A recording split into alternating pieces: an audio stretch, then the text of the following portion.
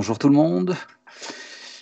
Bonjour Lilisan. Bonjour Seven. Bonjour Jugraph.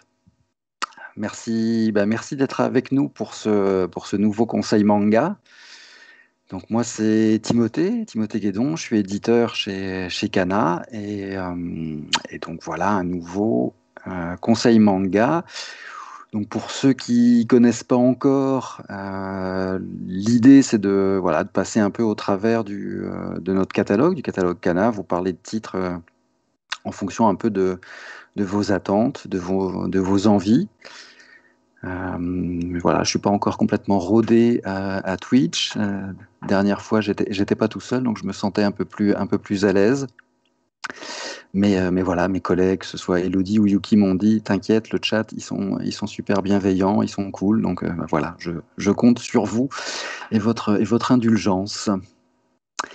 Donc voilà, pour rappel, vous l'avez peut-être déjà vu passer dans le chat, mais ce conseil manga, c'est aussi l'occasion pour vous d'avoir la chance de remporter un, un tome 1 de manga dont je vais vous parler aujourd'hui. Il y en aura 3 à gagner. Il suffit de participer au chat pour avoir une chance de gagner un tome 1. Alors, comme il y a eu déjà plusieurs conseils manga, bonjour tout le monde, bonjour Hakim, bonjour Jujubabar. Ouais, donc comme il y a déjà eu plusieurs conseils manga, ben voilà, j'avais envie de plutôt vous inviter à découvrir un peu nos labels, peut-être Sensei, Medine, peut-être un peu moins connus, pour des lecteurs aussi peut-être un peu plus âgés, peut-être moins shonen. Je sais pas si ça vous parle, si vous avez des attentes, des questions déjà par rapport à ces deux labels. Ah, merci Hakim. Et je vais. Ouais, merci pour pour les messages d'encouragement. Bon, ben voilà, je vois qu'il y en a qui connaissent déjà ces deux labels, Medine et Sensei.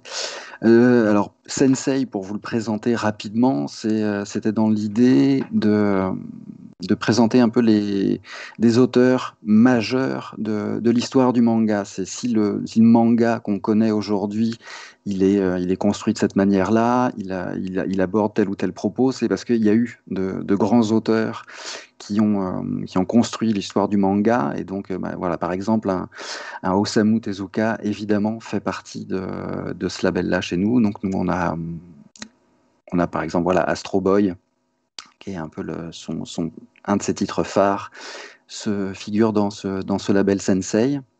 Donc, Osamu Tezuka, vous connaissez déjà beaucoup.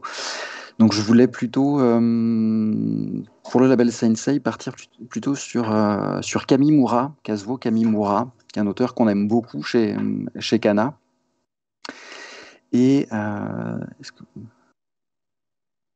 alors, je vois passer une question. Est-ce que vous aurez des problèmes à cause du Covid? Les tomes prévus auront-ils du retard? Non, pas de retard prévu par rapport au planning. Enfin, de toute façon, s'il y a des changements au niveau planning, généralement, on vous avertit dès qu'on a l'info, dès que la nouvelle date est programmée. Mais la situation sanitaire là, ne nous pose pas de soucis pour sortir nos titres comme prévu. Kazuo Kamimura, un auteur qui est mort très jeune, dans la fleur de l'âge, il avait 47 ans, il est mort en 87, qui a un bourreau de travail, qui a eu le droit à une exposition à Angoulême, il y a maintenant plusieurs années.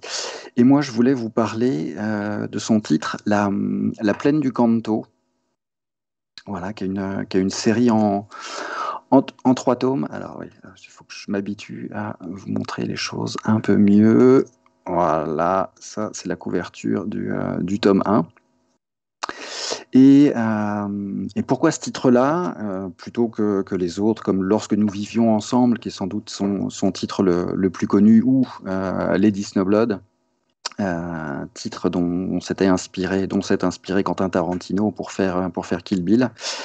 Moi, j'aime beaucoup la plaine du Kanto parce que c'est un récit initiatique sur un jeune garçon. C'est le Japon juste au moment de la fin de la Seconde Guerre mondiale. Donc le Japon, bah voilà, perd, perd la guerre et on va suivre le parcours d'un garçon d'un jeune garçon, tout jeune garçon, qui a été envoyé chez son grand-père à la campagne, dans la plaine du Kanto, pour échapper évidemment au bombardement de l'époque. Il a perdu sa mère dans les bombardements, et donc voilà, on va le suivre dans ce Japon qui le Japon donc, qui a perdu la guerre, qui va devoir faire avec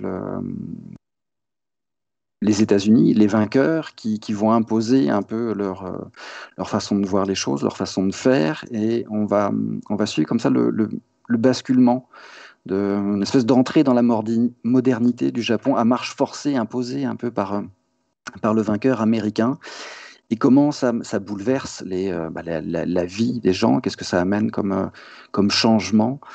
Et au travers de ce garçon, bah voilà, on va le voir grandir. Alors, même s'il est à la campagne, son grand-père est plutôt on va dire un intellectuel. C'est un auteur, et donc il va comme ça rencontrer aussi un peintre illustrateur qui fait plutôt des illustrations érotiques. Et donc voilà, il y a une ouverture au monde. Il découvre la vie, la sexualité. Il grandit. On va le suivre comme ça jusqu'au au Japon fin des années 60-70, où là, voilà, le Japon s'est modernisé à marche forcée. La relance économique, la reconstruction du pays a été à fond la caisse, et voilà. Et lui va faire un choix de vie qui est, je pense, un peu à l'image de Kazuo Kamimura, de ce qu'il a fait comme choix aussi à l'époque. Donc c'est un auteur très, comment dire, c'est très sensuel, c'est très beau. Il y a beaucoup ouais, de double pages, où il y a des éléments floraux, comme ça il marque un peu le temps. Alors ça, on a peut-être moins les clés que les lecteurs japonais, mais avec des motifs floraux comme ça, il indique voilà, dans quelle période de l'année, à quel moment de l'année on se trouve, et donc il y a ce rapport à la nature et comment ça influence sur notre perception des choses. Voilà, voilà, petite scène un peu. C'est parfois assez dur, hein. Il y va pas avec le dos de la cuillère, notamment sur cette page-là. L'enfant fait un cauchemar et revit un peu les traumatismes des bombardements de Tokyo, alors que sa mère essaye de le sauver. On va voir aussi ses gamins. Enfin, il n'est pas le seul dans le village, et voilà, à un moment, voilà, ils sont tous traités contre la polio. Enfin, on lui met le DT polio, c'est pas contre la polio, mais on les asperge d'un produit chimique. Enfin, voilà, tout un tas de choses qu'on aborde parfois dans les livres d'histoire, mais je trouve que c'est toujours intéressant d'avoir un peu un regard de l'intérieur. Donc voilà, moi c'est un Kazuo Kamimura que j'aime beaucoup. Alors,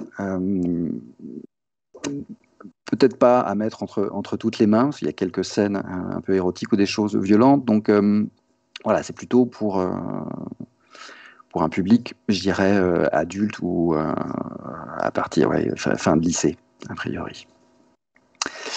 Et alors, Bogos du 78, non, je ne suis pas dessinateur, je suis éditeur chez Kana. Combien de chapitres par tome? Fifarm pose la question.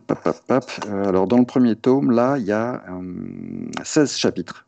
Et donc, voilà, le premier tome fait pas loin de 400 pages. Donc, voilà, c'est des beaux bébés.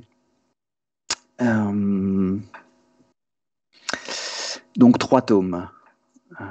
eh ben tiens, et si vous êtes en fin de lycée, si vous vous intéressez un peu à l'histoire du Japon ou plus largement de l'Asie, qu'on vous demande de bosser pour, je ne sais plus, le bac ou quelle autre année, l'histoire de la Chine.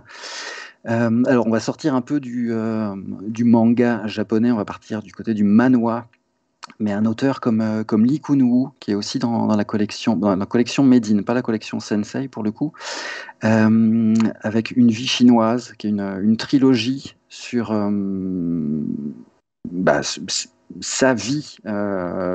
C'est un récit autobiographique.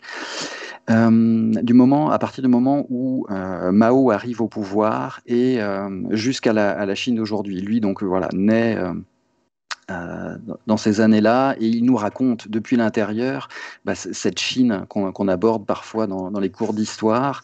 Et là, encore une fois, il y a un regard.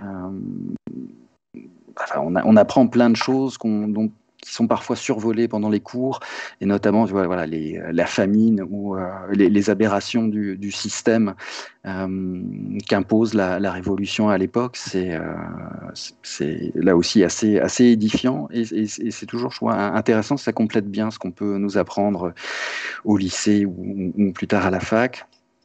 Un de ces derniers titres qu'on a publié, c'est Ma maman, où là, il raconte l'histoire de sa maman. Donc là, pour le coup, c'est avant la révolution chinoise, puisque elle était dans une province de Chine, jeune fille dont le père est employé d'un général. Donc, il lui a des moyens, et elle, et à chaque fois, elle va être ballottée entre la vie dans un petit village de campagne chez sa mère, qui n'aime pas cette vie chez le général, qui s'entend plus avec son mari, et qui veut à chaque fois ramener sa fille à la campagne. Mais là, on est confronté à la pauvreté, à l'extrême pauvreté, et on se rend compte que la Chine avant la Révolution, et enfin, c'était presque ce qu'on a pu connaître en France à l'époque médiévale. C'est super dur, mais toujours passionnant, très intéressant, avec des scènes de la vie quotidienne, et un style que là aussi, moi, j'aime beaucoup, plus en aquarelle.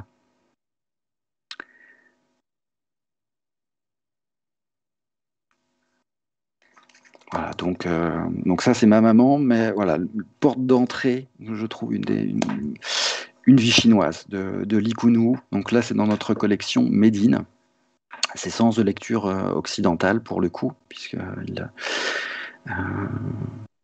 voilà. Alors, est-ce que donc là, voilà, plutôt sur des récits historiques et récits initiatiques.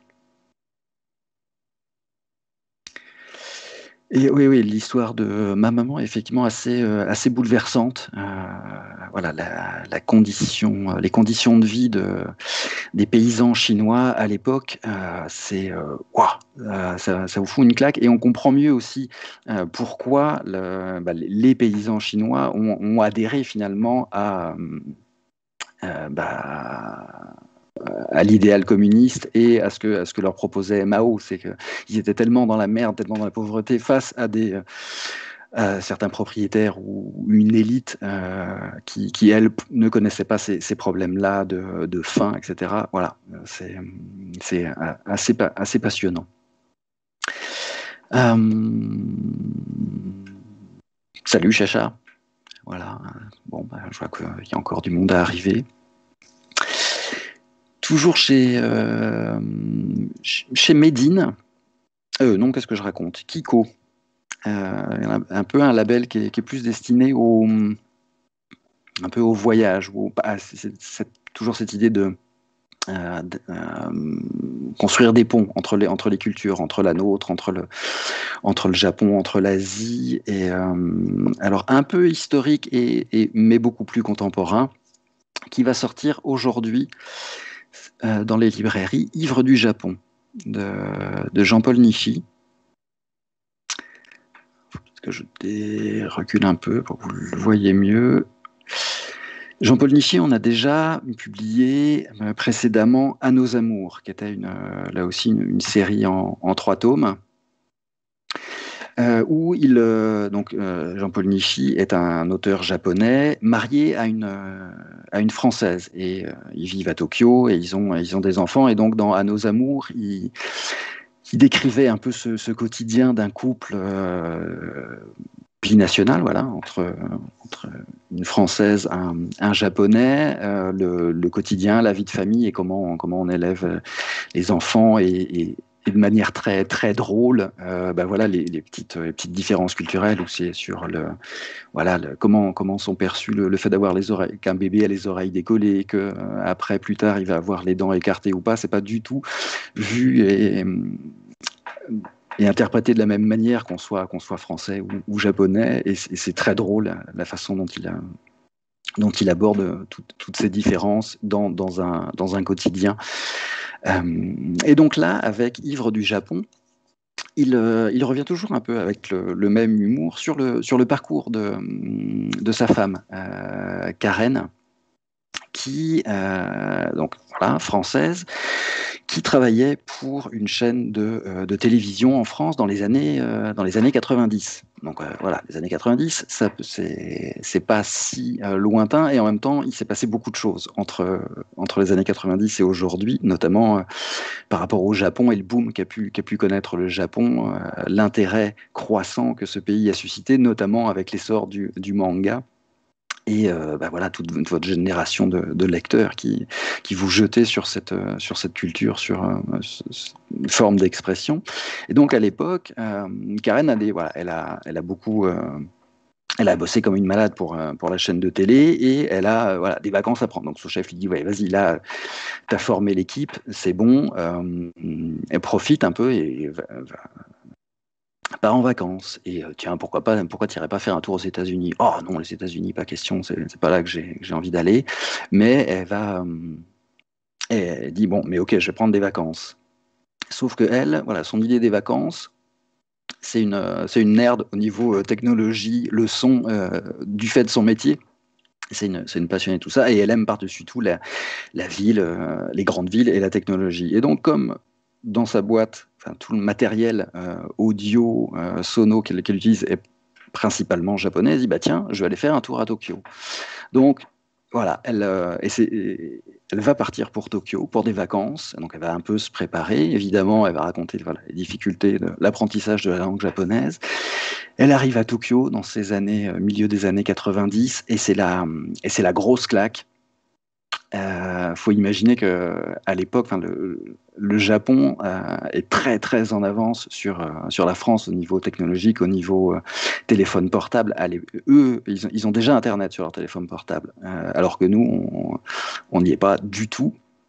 Et c'est pas encore l'époque des smartphones et compagnie. Donc il y a ça, et puis il y a la ville, il y a le look des Japonais, la mode. Enfin, tout ça va la fasciner. Et donc, elle va décider je veux revenir au Japon et y vivre. Et donc, on va suivre son parcours, comment elle va faire pour trouver l'occasion de retourner au Japon, comment on va essayer de s'y installer, de réussir à travailler. Enfin, c'est assez passionnant. Et donc, on va la suivre jusqu'au moment où voilà, elle rencontre son mari actuel, auteur de manga. Et donc, lui, voilà, se met en scène aussi euh, dans, dans ce récit, en mode ah tiens, je savais pas qu'il t'était arrivé ça, ou quand elle parle de ses ex, ah je veux surtout pas en entendre parler, non, ça c'est pas un truc que je veux connaître. Et donc c'est toutes ces petites différences culturelles. Et donc elle revient sur l'apprentissage son apprentissage du japonais, qui du fait de son boulot est finalement un japonais pas du quotidien. Donc il y a un décalage sur sa façon de parler japonais et dans le quotidien, où c'est pas le japonais usuel. Et voilà, donc, et les quiproquos là-dessus, voilà, là c'est un peu sur leur première rencontre, où lui, voilà, ils se sont rencontrés voilà, lors d'une soirée organisé par un éditeur avec, où il y a des mangaka d'invités. Et voilà. Et donc voilà. Et elle finit par réussir à bosser comme journaliste au Japon, notamment comme attaché, non pas attaché de presse, envoyé spécial pour l'agence France Presse au Japon. Et donc voilà, elle va aborder tout un tas de sujets. Elle va être notamment, elle est au Japon au moment de la catastrophe alors, pas de Fukushima, mais le tsunami, le tremblement de terre, le tsunami, la centrale de Fukushima qui est touchée. Et elle raconte comment elle informe aussi les correspondants, enfin la presse française, et comment elle dit, mais attendez, là, non, quand ils retranscrivent les informations, comment il y a des raccourcis qui sont faits. Donc voilà, tout un tas de choses passionnantes et assez drôles encore une fois, sur les différences culturelles, parce qu'évidemment, on les voit, ils reviennent en France. Donc très, très, très fun, ce Ivre du Japon. Et donc, et voilà, et c'est l'occasion de voir aussi un peu ce Japon des années 90, et le décalage qu'il pouvait y avoir par rapport à la France et avant le phénomène du boom du manga qu'on a connu. Et il y a évidemment, oui, je vois nous n'avons pas ce recul pour voir comment nous sommes perçus et le regard extérieur.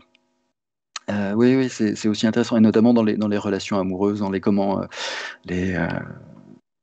on séduit, comment on drague, où évidemment la culture japonaise et la culture française là sont un peu à des opposés, et donc comment les choses se rencontrent. Donc voilà, ça c'est c'est un one shot qui sort ce vendredi, Ivre du Japon.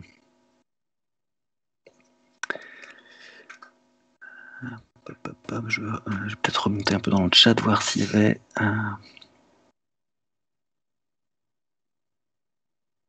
Je vois ravi de voir que ces conseils manga vous ont fait découvrir des titres et que vous avez cédé à la tentation.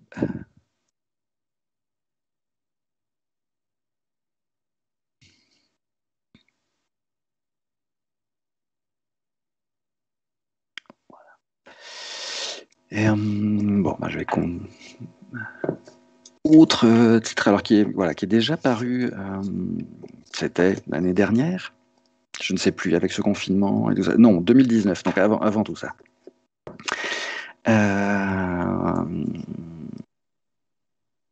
Errance de Inyo Asano. Donc, pour là aussi, encore une fois, un auteur qu'on aime particulièrement chez Kana, qu'on publie depuis 2006. On avait commencé avec, si je dis pas de bêtises, Un monde formidable, et puis on avait enchaîné avec Solanine. Et là, Errance, pourquoi je veux vous en reparler aujourd'hui? Parce que je me suis dit, tous ceux qui sont... parce qu'on a souvent ces questions parfois qui nous arrivent, mais alors voilà, est-ce que vous avez des conseils à nous donner sur le métier d'éditeur, sur comment ça se passe? Là, on a, avec ce one-shot, une mise en abîme d'Inyo Asano, puisqu'il raconte l'histoire d'un auteur de manga au Japon, auteur à succès, enfin, qui a terminé une série qui a eu son petit succès. Et la question, c'est qu'est-ce que je fais après? Vers quelle autre série je me lance? Et c'est un peu la crise artistique ou page blanche. Est-ce que je me lance dans une série commerciale, ou est-ce que je fais le titre dont j'ai envie depuis tant d'années? C'est aussi une crise existentielle parce qu'il est proche de la quarantaine, son couple est en train d'exploser, et donc voilà. Donc Asano se met en scène quelque part dans ce titre-là. Et pourquoi je vous disais, voilà, par rapport au métier d'éditeur, faut faire avec les auteurs.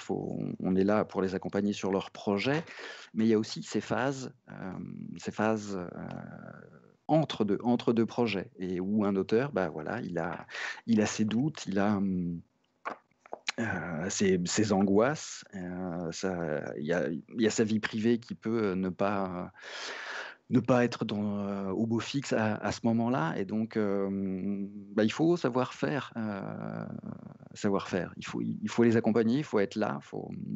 Donc, voilà, c'est assez intéressant sur ce que peut traverser un auteur. Et, euh, et donc voilà, si vous envisagez d'être éditeur, se dire, ben voilà, j'aurai peut-être ça à- en face de moi à un moment ou un autre de ma carrière. C'est voilà, pas passionnant. Et, et ce que je trouve très fort là, de la part d'Asano dans ce titre-là, c'est que on sait que c'est en partie très fortement autobiographique et il n'hésite pas à se mettre à nu. Il nous dit qu'effectivement, voilà, en gros, c'est après Bonne Nuit Poun Poun, le succès que ça a été au Japon. Qu'est-ce que je fais, par quoi il passe. Alors sans doute qu'il mélange différents épisodes de sa vie pour construire ce récit-là, mais voilà, on sent le vécu. Et, et voilà, nous on adore, on le trouve très très fort à ce niveau-là, sur cette capacité à retranscrire les émotions humaines, le quotidien et par quoi on peut parfois passer. C'est de toute façon déjà ce qui avait attiré l'attention sur son travail avec Solanine, où il a dépeint sans doute comme aucun autre auteur avant lui ce passage de la fin des études et le monde du travail, où on est tous là, plus ou moins à un moment confrontés à ces questions-là. Est-ce que je me range? Est-ce que je rentre quelque part dans le moule et je me trouve un job et voilà? Ou est-ce que j'essaye coûte que coûte de m'accrocher à des rêves d'essayer de vivre de ma passion, même si ça va être compliqué, même si c'est pas le plus évident pour après s'en sortir au quotidien. Voilà, tous ces questionnements-là qui peuvent nous tarauder à cette période-là de la vie où on est on termine les études, il y a la question de la vie active, il y a l'indépendance par rapport aux parents, etc. Donc il a cette capacité à saisir ces interrogations-là et à nous les retranscrire, enfin, où on se reconnaît dans son propos. Et donc, c'est voilà, un auteur qu'on adore et qu'on affectionne particulièrement. Euh, autre titre, voilà, que je vois que quelqu'un dit, c'est beau les titres autobiographiques. Alors, je vais vous parler d'un autre titre. Là aussi, alors, c'est pas une autobiographie à proprement parler, mais l'auteur s'est beaucoup inspiré de sa propre expérience. Donc là aussi, c'est dans notre collection Made in. Là, je retourne en Chine avec un jeune auteur, Tang Xiao, et ce one-shot, L'enfant ébranlé, où on va suivre ce jeune garçon, vous voyez là sur la première page, qui a une dizaine d'années, donc on est en Chine, bah, voilà, il va à l'école, il y a les rédactions, il est plutôt doué en rédaction, et puis il attend que son père est parti pour le boulot, est parti, bah, voilà, s'est absenté de la maison pendant plusieurs mois, donc il vit tout seul avec sa mère et sa grand-mère, et, euh, et, et où là, Tang Xiao, je le trouve bluffant, c'est qu'il là aussi, il arrive encore une fois à revenir sur cette période de la vie où, quand on est, voilà, on a 10 ans, on est encore un gamin et on commence à grandir, on est confronté à des choses, de nouvelles questions qui viennent, qu'on n'attend pas et qui viennent un peu nous bousculer, ou par rapport à un copain qui est pas forcément, où les parents ont dit non, mais je veux plus que tu fréquentes ce type de ce garçon-là parce que il peut avoir une mauvaise influence. Et tu dis mais qu'est-ce que tu me racontes? Moi, c'est un copain avec qui je joue, et qu'est-ce que vous venez m'embêter avec ça? C'est aussi le moment où voilà, il y a des plus grands qui viennent vous embêter, et on n'est pas toujours très fier de la façon dont on se sort de l'histoire quelque part en ne soutenant pas un de ses copains. Je vous montre quelques pages, c'est là encore une fois très très beau. Et donc voilà, à un moment, son père revient. Et il se dit, bah voilà, c'est bon, maintenant mon père est revenu, il va pouvoir un peu, je vais pouvoir un peu m'appuyer sur lui pour m'aider à me dépatouiller de certaines situations. Et c'est mon père, c'est mon idéal, et il l'a mis sur un piédestal. Et sauf que eh ben, la vie va lui faire comprendre que bah, ce père qu'il idéalisait n'est peut-être pas tout à fait ce qu'il imaginait. Et voilà, notamment il voit aussi que ses parents, ça c'est en train leur relation est en train de se déliter, qu'ils vont sans doute divorcer. Et on est avec ce petit garçon, c'est touchant, ça vous la fin de la fin du tome, je vais pas vous spoiler, mais on est vraiment presque, enfin le nœud dans la gorge, tellement on est pris par ce truc. C'est voilà, encore une fois un récit. Alors pas autobiographique parce que c'est une fiction, mais Tang Xiao, nous, parce que c'est une création, donc on a eu la chance de pouvoir être en contact avec l'auteur sur ce projet-là. Il nous a dit, mais oui, c'est un peu ce que j'ai vécu, notamment dans la séparation de mes parents. Ouais, et puis après, c'est très drôle. Il y a aussi des moments très drôles parce que avec un moment, il va voilà avec son pote, ils veulent aller à la salle d'arcade. Oui, on parle encore de salle d'arcade et de et de bornes de jeux vidéo. Et c'est voilà comment on peut se faire 3 sous pour pouvoir continuer à jouer. Et ils vont aller faire pas des conneries, mais ils vont aller péter des espèces de dalles de béton pour récupérer des tiges de fer pour revendre de la ferraille. Enfin, voilà, des conneries qu'on peut faire gamin, et où on se retrouve. Mais c'est voilà, la fin est assez ouah, super poignante. Voilà pour un petit tour d'horizon voilà, dans nos labels Made in et Sensei. Je vois que il est, bah, le temps a filé. Voilà, je vais m'arrêter là, comme ça je m'en garde encore sous le coude pour des prochaines fois. Merci, bah voilà, merci à tous de m'avoir accompagné, de m'avoir écouté. Voilà, je vois que Seven est toujours là, qui était là dès le début, Lily-san aussi. Bah voilà, on a des fidèles. Je vais vous souhaiter bah, plein de bonnes lectures, j'espère de belles découvertes. Et puis bah voilà, je vais vous souhaiter un bon appétit également, un bon week-end, et à très bientôt. Juste pour info, il y a un autre live avec un libraire cette fois, lundi soir à 19h. Donc voilà, n'hésitez pas à continuer de nous suivre, à nous rejoindre sur la chaîne Twitch, et voilà, vous aurez de nouveaux conseils, un autre point de vue sur des titres de notre catalogue. Merci encore.